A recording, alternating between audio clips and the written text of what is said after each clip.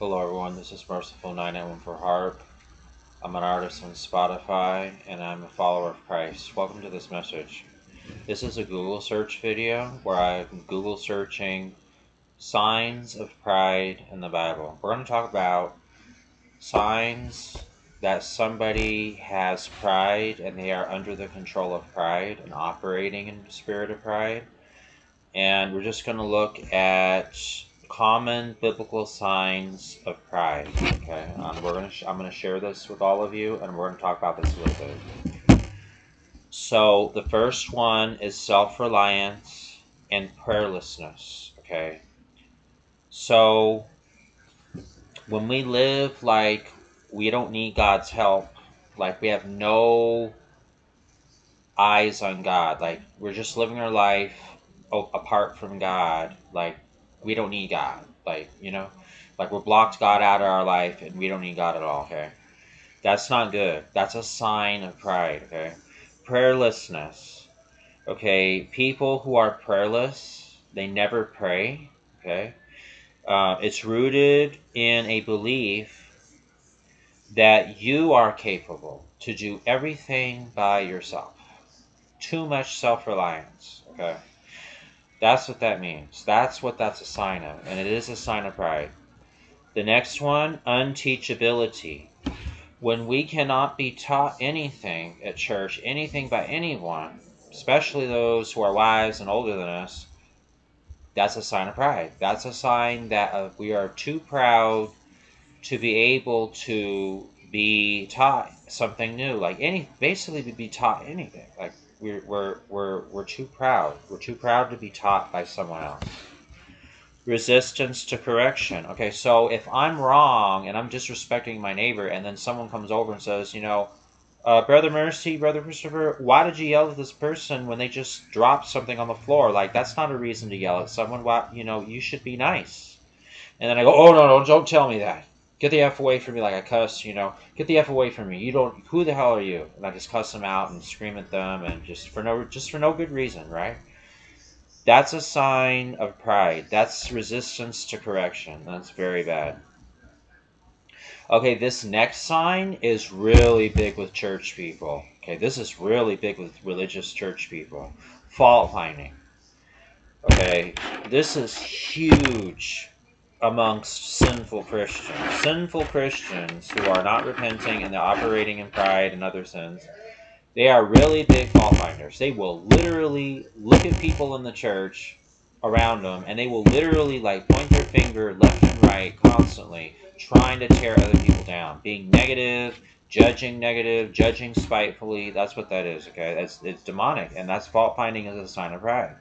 A critical spirit. That's another big sign of pride, and that's a major evil spirit that gets on religious people, is the critical spirit. It is not beneficial. It is not edifying. It doesn't build up your neighbor. It just makes them feel uncomfortable. Like, it makes them feel like you're sticking a finger in their eyes. Honestly, it's better to just pray for people than to act like this. The next one is boasting. Oh my goodness. This one is huge in many churches in my city. This is a huge one in the churches. You will literally go to some of these huge churches and you will see the pastor go up on stage, different people go up on stage, and they boast so much. We gave 1,000 million bags to the poor this year. Oh, we raised $1 million in our church. We have the best church ever.